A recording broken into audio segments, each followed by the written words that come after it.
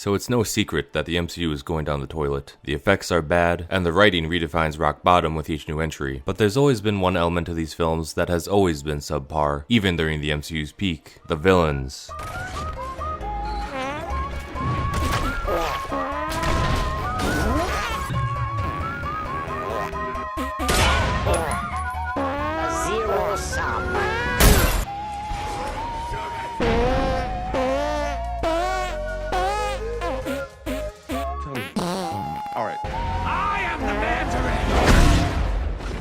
So let's break down each one and examine what exactly went wrong. We start with the Ironmonger, aka Obadiah Stane. To put it simply, Obadiah was just good enough. He started out great, Jeff Bridges played him well, and his dynamic with Tony was interesting to watch unfold. But the problems rise up during the climax of the film, because Obadiah pretty much just devolves into a psycho killer. His final battle with Iron Man isn't very impactful, and although his suit makes sense in the context of the film, it's one of the first entries into the big gray blob problem, in that most blockbuster villains, even outside of Marvel, usually just end up being designed as large CGI messes with muted color palettes. Obadiah wasn't nearly the worst villain we'll cover, having many good moments that helped make Iron Man an amazing film. He simply had a subpar end that set a bad tone for the future. Oh yeah, and there was also this other angry bald man, remember him? He was vaguely teased to play the future Mandarin, but then he just kind of vanished after this film. Next up we have the Abomination, who is a textbook big gray blob. Why they couldn't just make him green and scaly is beyond me. Blonsky had some okay moments as a super soldier, and it was very satisfying to watch the Hulk kick him into oblivion. But like Obadiah, he just swapped into a big gray psycho killer with an entirely generic and forgettable CGI slapfest finale. Even people who defend this film typically only refer to the earlier military fight, and just kinda skip over this one. Speaking of the military, General Ross had a very promising start, with his efforts to stop the Hulk being the biggest highlights of this film. Unfortunately, little did we know that this movie would be the last time that General Ross and Bruce Banner ever interact for the remainder of the MCU. What an absolutely horrific, depressing, and sickening waste. Abomination came back in She-Hulk with a slightly better design, but needless to say, that entire show was a fat-bootied fart fest.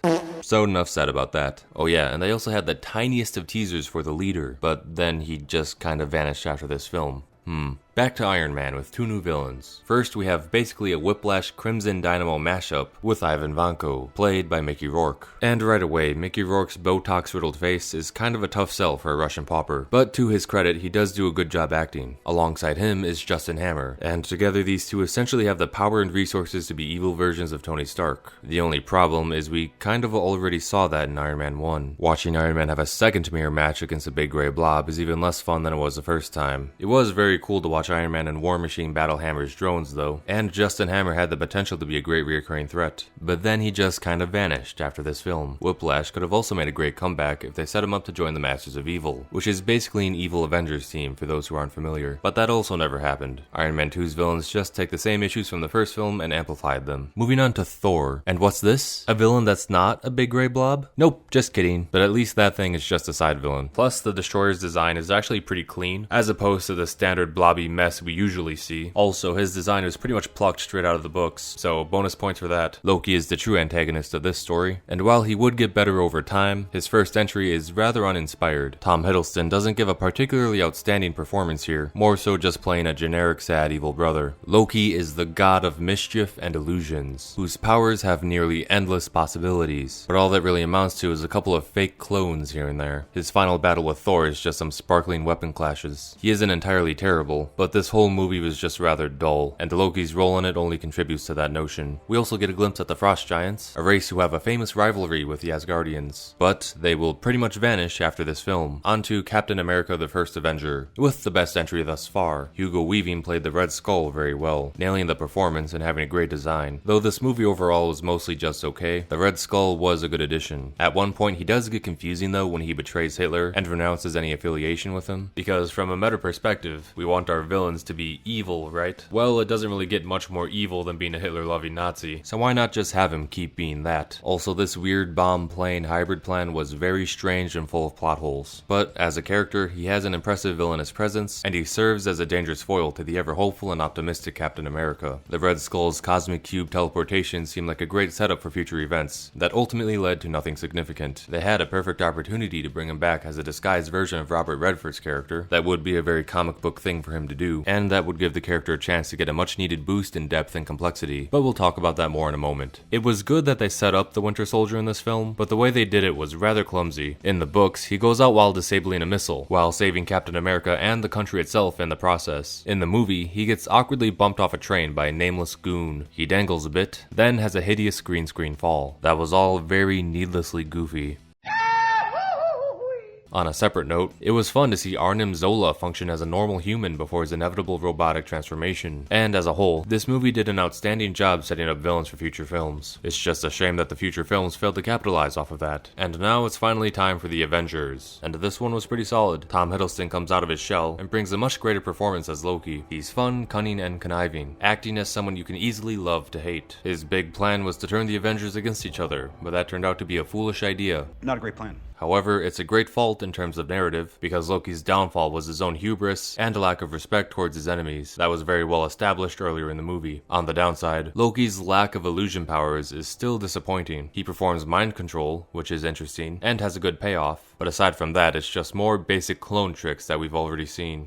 Are you ever not going to fall for that? He could be doing so much more, and he could be so much more terrifying. When Loki is on the attack, our hero should question every aspect of reality, because any element of it could turn fake at any moment. Loki's powers are extremely creative and unpredictable, and can and should make him very dangerous. Plus, it's far more fascinating to watch, instead of watching him fight the same exact way that everyone else does. And as a result, Thor becomes a much more compelling hero, because outside of the movies, he can't just face Loki in a head-on fight. He first needs to be intelligent enough to crack Loki's scheme, and find holes in his plans. It's very difficult to know where the real Loki is at any given moment. But once Thor finally finds the real Loki, he's won. His encounters with Loki should play out more so like mysterious chases instead of battles. Assisting Loki in this film is the Chitauri, a series of big gray goons who get taken out in the least imaginative way possible. When you resort to copying the Phantom Menace, you know you've done something wrong. Joss Whedon even says as much in the DVD commentary, essentially saying that he killed them all at once because he simply couldn't think of anything better to do. Well, here's some ideas. Have them surrender and take them to a S.H.I.E.L.D. super prison, and use their imprisonment to set up future stories. Or end the battle sequence with the Avengers preparing to fight the remaining soldiers to the bitter end, then imply the Chitauri defeat off-screen, since it would be clear at this point that a handful of remaining grunts would be no match for the Avengers. Or simply have them retreat back through the portal once their mothership gets nuked. Point being, there are many possibilities, but making these clearly organic aliens all randomly die because their ship gets blown up is a moronic design in universe, and is just lazy in writing. At the end, we get a brief tease for Thanos, serving as the first of many great steps to hype up the first major villain of the MCU. Now, at this point, I recommend you better grab a snack and get cozy, because we're about to talk about Iron Man 3. And without a doubt, this film is the first major critical failure to emerge from the MCU. This movie made tons of money that it did not deserve, and a major reason for this disastrous outing is this film's diarrhea-induced villains.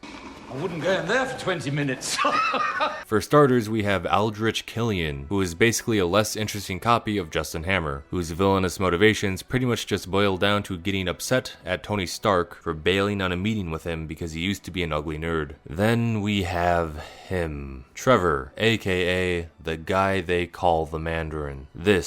All of this was such a depressing travesty. You guys need to understand, this is by far the MCU's worst villain in terms of what he used to be versus what they bastardized him into. The Mandarin is the quintessential Iron Man villain. He is Iron Man's Red Skull, his Loki, his arch nemesis. He's also one of the few Iron Man foes who isn't just another guy in a suit. He's an incredibly powerful magic user, but also a versatile and resourceful inventor that creates many powerful machines such as Ultimo, a constantly evolving series of giant robots capable of defeating Iron Man on their own, even being strong enough to challenge the Avengers as a whole. The Mandarin is a jack of all trades, master of all. Even if he's completely powerless and without resources, the dude is still bad enough to trade blows with Iron Man using only his bare hands.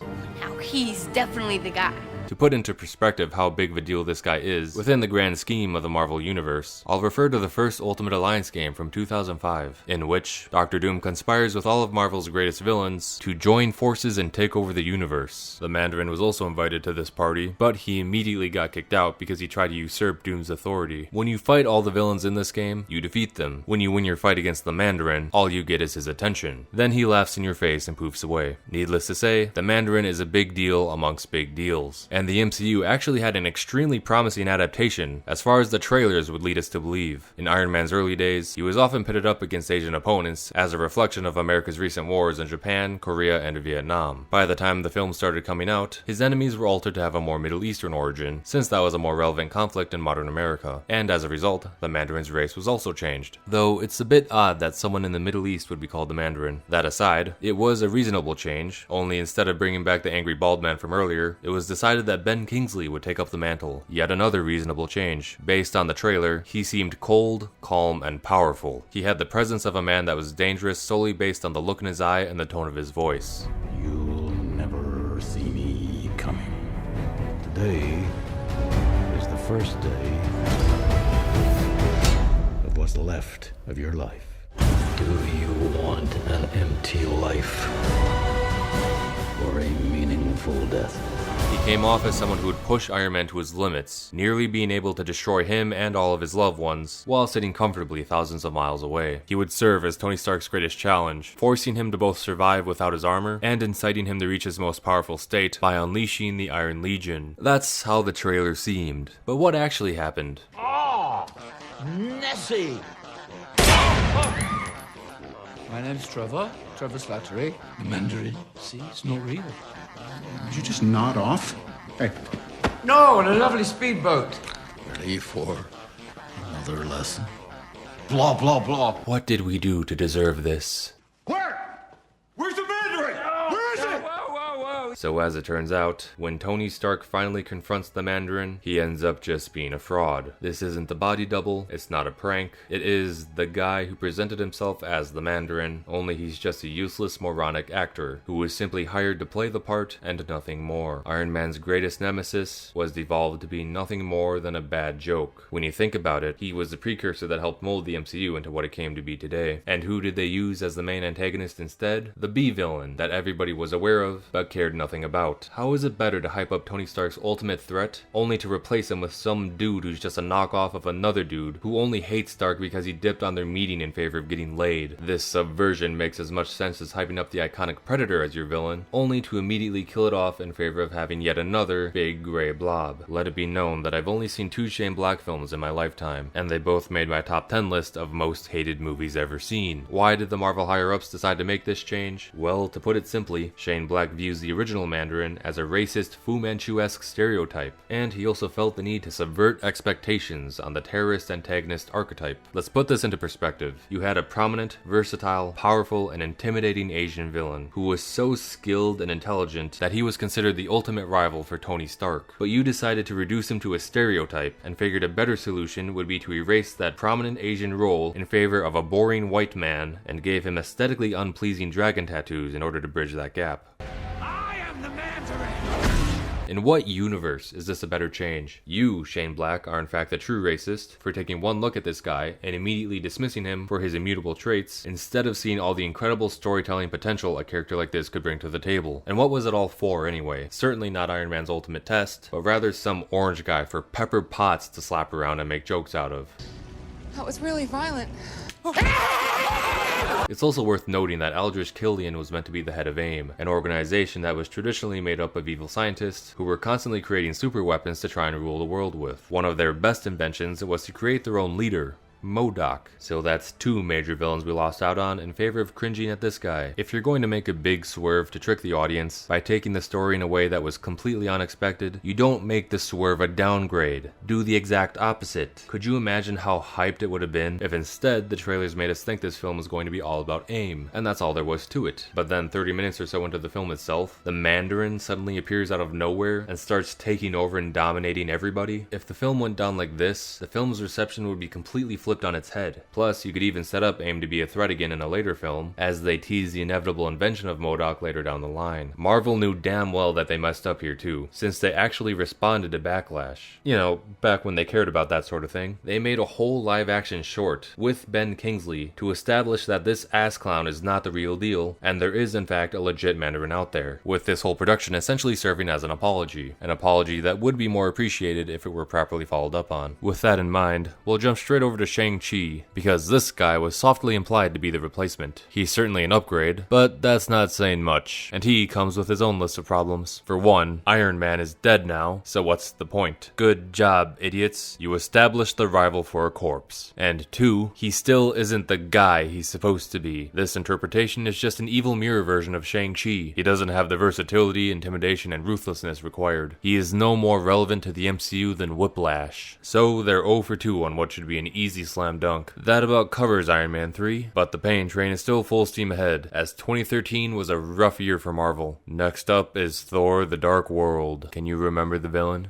Go on, name him. If you guessed Malekith, you earned a high five. Okay, now guess the other villain. Do you even recall a second villain existing? It's Curse. How could anyone forget Curse? Jokes aside, it's pretty obvious what went wrong here. He is a quintessential big gray blob. This is what he looks like in the comics. All kinds of colorful and not gray, depending on the story. He has organic armor that is a living part of his body, with his best attribute being that he's nearly indestructible. You could do so much to creatively bring living armor to the big screen, but if it's not gray and boring, Kevin wants nothing to do with it. Speaking of gray and boring, Malekith. His personality is as colorful as everything else about him. This is what he looked like in the books. Not quite the same. It's possible that they thought Malekith had a personality that was too similar to Loki's, so they switched it up. But guys, anything is better than nothing. And speaking of Loki, he begins to make a journey towards redemption in this film. That is a stark contrast to his comic self, as comic Loki is pretty much pure evil through and through. Though his actions in this film could still be in character if followed up upon properly, which isn't what happened. But what I mean is Loki is a liar and a schemer. As a reader, you're taught that everything he does is a trick, and you have to try and read past his lies. That is what we see in this film. Loki pretends to change, so he could fake a heroic death, and sneak his way into ruling Asgard. That is very on brand. Unfortunately, Ragnarok completely fumbles the pass, and just keeps him on this heroic path as if it wasn't a trick at all. Loki's best edge used to be that you could never tell what he was truly thinking. In these films, he pretty much lays out all his thoughts and emotions on a silver platter. Who wants unique characters with standout qualities anyway? The people want basic bitches that all talk and act like they're the same person. It doesn't help that he still never takes full advantage of his powers. He could do so many cool things in this fight scene, but the empty-brained boobs behind the camera decided that knife was the best that they could come up with. All in all, this film as a whole was just severely lacking in imagination, and its villains were no exception. On to the Winter Soldier, and this one actually wasn't too bad. The Winter Soldier himself was very well done, and stands out as having some of the best fight scenes in the entire MCU. He's fast, lethal, and very dangerous, getting a lot of results during his time on screen. Well done for him. Not too many complaints over here. He is without color, but it is comic accurate, and it does fit his character, so we'll give him a pass. The other villains in this film are not as praiseworthy. Robert Redford's character is okay at best, but there was a severely missed opportunity to use him as a vessel to bring back the Red Skull. It doesn't matter if you need to recast him. The story is begging to make this reveal. It has comic precedence, it was perfectly set up, and had all the right side villains perfectly in place as well. Anytime he was on screen, I was just itching to see that wrinkly face get peeled right off. But for reasons beyond me, it just never happened. He was just an average, slightly evil old man. The setup for Red Skull's return ultimately amounted to nothing, as he just turned out to be this random guy, at this random place, who resembles his old self in almost no way at all, and doesn't actually do anything. Super cool, guys, thanks for that. The first Avenger was an okay film all around. I don't know how many of you remember, but Captain America was a late bloomer within the MCU, and didn't really hit his stride until Winter Soldier came around. This film is where he truly elevated and shined. If the Red Skull had been brought back, and was able to evolve and elevate in the same way that Steve Rogers was able to, then we could be looking back at the feud between these two as being one of the greatest rivalries within the franchise. Also in this film is Crossbones, traditionally a top mercenary for Red Skull, who was just fine in this movie, though he only had a smaller role as he was being set up for Civil War. There's yet another villain in this movie though, and he is the greatest disappointment of all, and he comes in the form of Arnim Zola. Dr. Zola is mainly known as a man living in a robot body, who also served as Hydra's top scientist, often creating bizarre weapons and experiments to conquer the world with. In the movie, he basically gets a glorified cameo, where he gives a very blatant exposition dump, gets punched, then blows himself up for no good reason and for no good payoff. The setup in the first film was perfect, but it resulted in pretty much nothing. Oh, yeah, and Batroc the Leaper was there too. But Batroc is mostly just treated as a joke villain, so to cast him with George St. Pierre for a short, well-made fight scene is a pretty solid use for this character, so no complaints for Batroc. Ragnarok. Now let's take a moment to pause and reflect on how things are going up to this point. By now, Marvel is very much a mainstream brand, having produced many blockbuster hits. They have established a great roster of heroes, so why can't they seem to get the villains right? We talked about big gray blobs a decent amount, but let's walk through why that's such an issue. Aside from the obvious ugly nature of it, repeating the same design over and over creates a sense of irrelevance. Without saying it out loud, Marvel's basically telling the audience that these guys don't matter, and are basically only there to be punching bags, with one being just as interchangeable as the other. Why should we bother to distinguish who is who if they all look and act the same anyway? When you give each villain their own distinct color and personality, you are naturally forced to be more invested in said villain, and in turn, the audience will pay more attention to them and perceive them as a more legitimate threat. It should also be noted that at this point in the MCU, the audience has become very comfortable knowing that the heroes will always win in the end, and it should have been the exact opposite. Phase 1 is largely excusable because that was the time to get all our main heroes established, but by Phase 2, we know the heroes well enough, so now it's time to set out more severe threats for them to face, meaning the heroes shouldn't always win. Commit to Loki taking over Asgard, have the Red Skull take over S.H.I.E.L.D., introduce the leader to take the Hulk out of the picture, give us the real Mandarin, and make Iron Man 3 the Empire Strikes Back of the MCU. No, please don't get up.